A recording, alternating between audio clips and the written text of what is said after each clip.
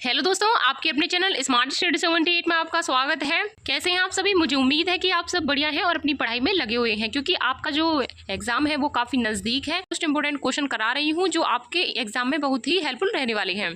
तो चलिए question start करते हैं। दोस्तों, यदि आपको इसकी PDF चाहिए तो वो आपको टेलीग्राम पर मिल जाएगी। आप टेलीग्राम ज्वाइन कर लेना, वहाँ से आप इस PDF को ओपन कर सकते हो अपनी तैयारी। पहला क्वेश्चन देख लेते हैं किसका है। तो पहला क्वेश्चन जो आता है आपका मुहावरे से आता है। कपटी मित्र के लिए सही मुहावरा है। तो कपटी मित्र किसे कहा जाता है? तो कपटी मित्र कहा जाता है दांत कटी रोटी के लिए? नहीं जी। और आसीन का सांप और अकल का दुम और आवारा का कुत्ता, ये तो आपका मुहावरा होता ही नहीं है, ये तो बिल्कुल ही गलत है। तो आपका ये तीन में से बताइए, तीनों में से बता दिया है मैंने, कौन सा इसका करेक्ट रहने वाला है। यदि आपको पता है तो आप मुझे कमेंट करके जरूर बताइएगा। तो इसका जो करेक्ट आंसर रहेगा वो आपका रहेगा आस्तीन का सांप, यानी कि आपका जो ये वाला जो आंसर है यानी बी एकदम राइट आंसर है। जिसने भी बी लगाया है उनका एकदम सही आंसर है। अब चलते हैं नेक्स्ट क्वेश्चन पर। नेक्स्ट क्वेश्चन देख लेते हैं। इंद्रियों को जीतने वाले के लिए एक शब्द। जो इंद्रियों को जीतता है, ऐसे करके भी क्वेश्चन आता है, जो इंद्रियों को जीतने वाले के लिए क्या कहा जाता है, ऐसे करके क्वेश्चन बोल देते हैं, मतलब उसमें आ जाता है। तो आपको किस प्रकार आपको बताना है, तो आप बताइए कौन सा इसका करेक्ट आंसर है। तो देखो, इंद्रियों को जो जीतता है उसे कहते हैं जीतेंद्रिय। जो इसका करेक्ट आंसर रहेगा वो आपका डी वाला एकदम करेक्ट आंसर है। डी एकदम सही है, क्योंकि वहाँ पर आपके जो क्वेश्चन हैं वो इस तरह ही आते हैं। और देखिए यहाँ से यानी कि अनेक शब्दों के लिए जो एक शब्द आते हैं वो आपका वहाँ से आपका क्वेश्चन बनता है। मैंने सारे ही इंपॉर्टेंट क्वेश्चन लिए हैं, इनसे बाहर कुछ भी नहीं है। ये इसी टॉपिक से बार बार क्वेश्चन पूछे जाते हैं, इसलिए आप इन क्वेश्चन को जरूर कीजिए। तो देखिए नेक्स्ट क्वेश्चन देख लेते हैं, तीसरा वाला। तो आपका संधि से क्वेश्चन है। तो संधि से आपका हर साल आया है क्वेश्चन, तो मैंने बहुत ही एनालिसिस करके आपको क्वेश्चन दिए हैं, बहुत ही इंपॉर्टेंट क्वेश्चन है। तो देखिए, पवन का संधि विच्छेद आपको बताना है। तो पवन का जो संधि विच्छेद होगा वो कौन सा होगा? तो एक नियम होता है, ये आपकी जो संधि है वो आपकी अयादी संधि है, अयादी संधि है। और कल की प्रैक्टिस सेट में मैंने ये वाला क्वेश्चन आपको करा, मतलब उसमें था पावन और इसमें है आपका पवन। तो मैंने वो वाला क्वेश्चन इसी के आधार पे आपको बताया भी था कि पवन का क्या होगा। जिसने भी नहीं देखी है एक बार जरूर देखिए। तो देखिए इसका जो करेक्ट आंसर है वो कौन सा है। तो देखिए ये जो बनेगा आपका, जब हम ए के साथ जब हम ओ बना देते हैं तो आपका अब बन जाता है, सॉरी अब होगा ये, अब बन जाता है। और यदि हम ए के साथ डबल ओ यानी कि आओ बनाते हैं तो हमारा आप बन जाता है। तो आप खुद बताइए। देखिए अब आपको, तो इसमें आपका वह दिख रहा है ना, वह, तो ये इसमें आपका वह है।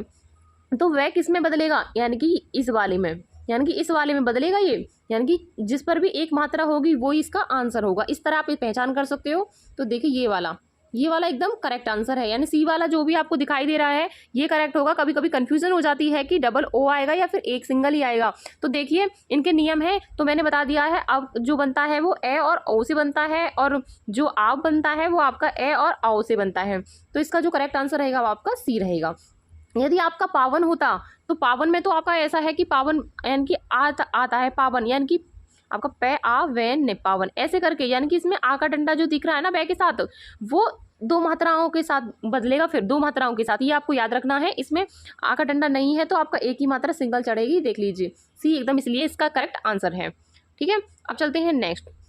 चौथा क्वेश्चन देख लेते हैं कि पुनर्जन्म का संधि विच्छेद आपको बताना है। तो कौन सा इसका करेक्ट आंसर है? तो देखिए, तो आपका कौन सा सही रहेगा। तो इसका जो पुनर्जन्म का जो बनता है तो वो आपका पुनः, ये आपका विसर्ग रहेगा, और जन्म एकदम करेक्ट आंसर है। आपका कौन सा सही है आप मुझे बताइए। तो इसका जो करेक्ट आंसर है वो आपका सी वाला आपको दिखाई दे रहा है। तो जिसने भी आपका सी लगाया है उनका एकदम करेक्ट आंसर है। अब चलते हैं नेक्स्ट क्वेश्चन पर। नेक्स्ट क्वेश्चन देख लेते हैं। तो पांचवा क्वेश्चन है, इत्यादि शब्द में कौन सी संधि है? तो देखिए मैंने बताया है कि संधि से भी आपके क्वेश्चन आएंगे वहाँ पर। तो संधि आपको बतानी है। तो कौन सी संधि है? तो जहाँ भी आपको यह और वह के साथ आधा अक्षर दिखाई दे वो आपका कौन सी संधि होगी? वहाँ पर जो आपकी संधि दिखाई देगी वो आपको जड़ संधि दिखाई देगी। तो अब आपको देखिए इत्यादि, इत्यादि में क्या यह के साथ आपका आधा अक्षर नहीं है ना? है, तो बताइए अगर वह के साथ भी होता है या यह के साथ है तो वो आंख मीच कर आप आसानी से जड़ संधि लगा सकते हो। तो इसका करेक्ट जो आंसर रहेगा वो आपका ए वाला रहेगा। तो देखिए ए एकदम करेक्ट आंसर है, ए सही है एकदम। अब चलते हैं नेक्स्ट क्वेश्चन पर। देख लीजिए, अब छठा क्वेश्चन आता है, नाक रगड़ने का क्या अर्थ है? यानी कि नाक रगड़ना, नाक रगड़ने का क्या अर्थ है? नाक में चोट लगना, इज्जत देना, या फिर दीनता पूर्वक प्रार्थना करना, या फिर चापलूसी करना। नाक रगड़ने का क्या मतलब है? तो इसका जो करेक्ट आंसर रहेगा वो आपका सी रहेगा, सी। क्योंकि दीनतापूर्ण प्रार्थना करना, किसी के सामने नाक कब रगड़ते हैं, जब हम किसी से प्रार्थना करते हैं, यानी कि कहते हैं ना, अब खुशामसी करते हैं, ऐसे बोल देते हैं, तो वही है कि दीनतापूर्वक प्रार्थना करना, किसी से किसी के नाक रगड़ने का मतलब है किसी के सामने अपनी बात को मनवाना, यानी कि दीनतापूर्वक उनसे प्रार्थना करना कि वो हमारी बात को मान जाए, इस तरह होता है। तो इसका जो करेक्ट आंसर है वो आपका सी है, सी एकदम सही है। ठीक है, अब देख लेते हैं नेक्स्ट 7वां क्वेश्चन क्या कहता है आपका विलोम से भी आपके क्वेश्चन आए हैं। उन्मूलन का विलोम क्या है? उन्मूलन का जो विलोम होता है वो क्या होता है? तो उन्मूलन का जो विलोम होता है वो आपका होता है रोपण।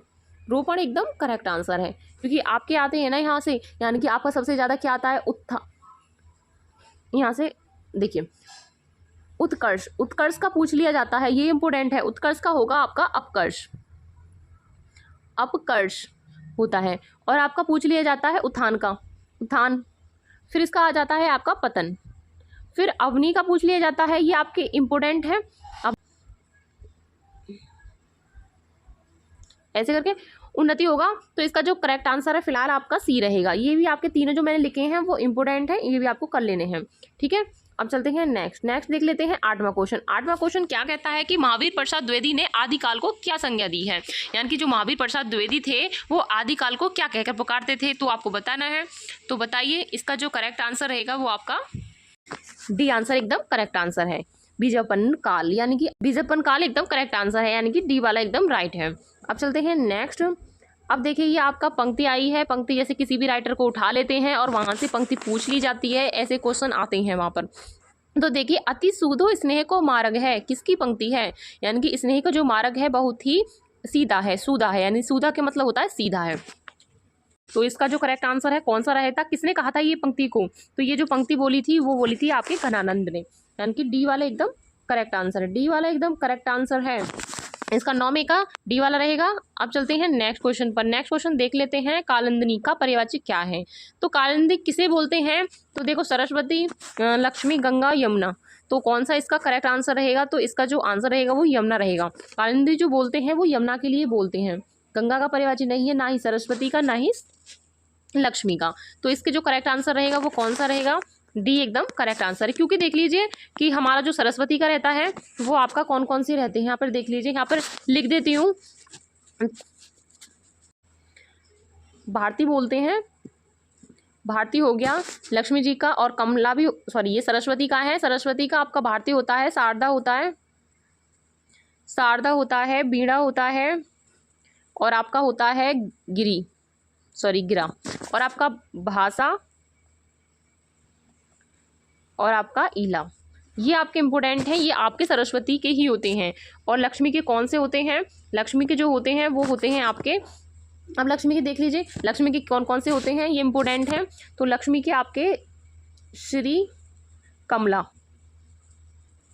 कमला देख लिए, रमा होता है, और पद्मा, पद्मा तो बार बार पूछा जाता है, पद्मा आपको याद रखना है, लक्ष्मी का है। और इंद्रावी है, और आपका तन्या हो गया, सुधी, सुता हो गया, यहाँ पर लिखा नहीं जा रहा है, वो आपको याद रखना है। और गंगा का आपका कौन से हो जाएंगे? गंगा का हो जाएगा आपका भागीरथी हो जाएगा, और आपका हो जाएगा देवसरी हो जाएगा, और आपका नदीश्वरी हो जाएगा, देव नदी हो जाएगा, मंदाकिनी हो जाएगा, अलकनंदा हो जाएगा। जैसे कि आपने ज्योग्राफी में पढ़ा भी होगा, तो वहीं से ही आपके गंगा के पर्यायवाची बनते हैं। तो इसका जो करेक्ट आंसर है फिलहाल आपका रहेगा आपका डी, यमुना, यमुना एकदम करेक्ट आंसर है। अब चलते हैं नेक्स्ट क्वेश्चन पर। नेक्स्ट क्वेश्चन देख लेते हैं, 11वां क्वेश्चन। आधुनिक हिंदी साहित्य की पहली आत्मकथा के लेखक कौन माने जाते हैं? तो आधुनिक जो हिंदी है हमारी, उसके जो पहले आत्मकथा के जो लेखक हैं वो कौन से माने जाते हैं? बाबू श्याम सुंदर दास है, या फिर देवेंद्र सत्यार्थी है, फिर हरिवंश राय बच्चन है, जयशंकर प्रसाद है। तो इसका जो करेक्ट आंसर है वो कौन सा रहेगा? इसका जो करेक्ट आंसर है वो आपका बाबू श्याम सुंदर दास, यानी कि ए वाला एकदम करेक्ट आंसर है, ए वाला एकदम राइट आंसर है। जिसने भी लगाया है उनका एकदम सही है, राइट आंसर है, देख लीजिए। अब चलते हैं नेक्स्ट क्वेश्चन पर। नेक्स्ट क्वेश्चन देख लेते हैं, कार्य के आरंभ में ही विघ्न पड़ना किस मुहावरे का अर्थ है? यानी कि जब हम किसी कार्य को करते हैं तो जब हमारे मतलब कुछ भी करने से पहले कुछ विघ्न डल जाती है, यानी कोई समस्या खड़ी हो जाती है, तो वो उसका क्या मतलब होता है उन्होंने पूछा है इसमें। तो सिर मारना, सिर पर सहरा बंधा होना, या फिर सिर मुड़ाते ही ओले पड़ना, या सिर पर शैतान सवार होना। तो इसका जो करेक्ट आंसर है वो कौन सा रहे? तो इसका जो करेक्ट आंसर है सी वाला। तो सी वाला एकदम राइट आंसर है, सिर मुड़ाते ही ओले पड़ना, यानी कि सी वाला, सी वाला एकदम राइट आंसर है। अब चलते हैं नेक्स्ट क्वेश्चन पर। नेक्स्ट क्वेश्चन देख लेते हैं कि किस कवि को कवियों का कवि कहा जाता है। ऐसा कौन सा कवि है जो कवियों के कवि कहा जाता है? तो मोस्ट इंपोर्टेंट क्वेश्चन है आपका, तो ये तो आपको इम्पोर्टेंट में ही डालना बिल्कुल। तो कबीर बोल रही हूँ कि किस कवि को कवियों का कवि कहा जाता है? तो किसको कहा जाता है? ये कहा जाता है शमशेर बहादुर सिंह को। तो ये तो वैसे भी आपको याद रहेगा, मतलब क्यों है कि बहादुर लोग ही तो कवियों के कवि होते हैं, तो बस ऐसे याद करना है आपको। अब चलते हैं 14वें नंबर क्वेश्चन पर। 14वें नंबर क्वेश्चन देख लेते हैं कि दशरथ सुत तीहू लोक बरखाना और राम नाम का मरण में है आना, किस रचनाकार की पंक्ति है? पंक्ति से क्वेश्चन आते हैं, हर बार की तरह आते हैं, यानी हर बार ही आते हैं, ऐसी बात नहीं है कि आते नहीं है। तो किसने कहा था कि दशरथ सुत? तो आपको पता है कि यानी कि जो राम के बारे में लिखा था वो किसने लिखा था? तो इसका जो करेक्ट आंसर है वो कौन सा है? वैसे तो देखिए, जैसे राम यानी कि आपने जो राम के बारे में लिखा था वो तुलसीदास ने लिखा था, लेकिन फिर ये है कि इसमें आपका ये जो मतलब ये जो पंक्ति बोली है वो तुलसीदास ने नहीं बोली, तो ये जो पंक्ति बोली है वो आपके कबीरदास ने बोली है। कबीरदास एकदम करेक्ट आंसर है, कबीरदास की ये पंक्ति है, एकदम राइट आंसर है। 14वें का आपका बी एकदम करेक्ट रहेगा। अब चलते हैं नेक्स्ट क्वेश्चन पर। नेक्स्ट क्वेश्चन देख लेते हैं कि हिंदी का पहला पत्र कौन सा है? तो पहला पत्र कौन सा है? तो इसका जो करेक्ट आंसर रहेगा वो आपका कौन सा रहेगा? ए एकदम करेक्ट आंसर है। उदंत मातंड इसका करेक्ट आंसर है, ए वाला एकदम राइट आंसर है। अब चलते हैं नेक्स्ट क्वेश्चन पर। नेक्स्ट क्वेश्चन देख लेते हैं, चिंतामणि किसका निबंध संग्रह है? किसका निबंध संग्रह है आपको बताना है, तो आपका कौन सा करेक्ट है? तो इसका जो आंसर रहेगा वो आपका रहेगा बी वाला, यानी कि रामचंद्र शुक्ल। रामचंद्र शुक्ल एकदम करेक्ट आंसर है। और अब चलते हैं 17वें नंबर क्वेश्चन पर। 17वें नंबर क्वेश्चन देख लेते हैं कि नागरिक प्रचारिणी सभा की स्थापना किस वर्ष हुई थी? तो किस वर्ष हुई थी? तो इसकी जो स्थापना हुई थी वो हमारी हुई थी आपकी 1893। ए वाला एकदम राइट आंसर है, ए वाला करेक्ट है, 17वें का ए सही रहेगा। ठीक है, अब चलते हैं 18वें नंबर क्वेश्चन पर। गह का उच्चारण स्थान कौन सा है? गह का उच्चारण स्थान आपके वर्णमाला से क्वेश्चन आते हैं, हर बार आए हैं आपके वर्णमाला से क्वेश्चन, तो वर्णमाला आपको करके जानी है अच्छे से। तो इसका जो करेक्ट आंसर है वो कौन सा रहेगा? इसका आंसर जो करेक्ट रहेगा वो आपका कंठ रहेगा।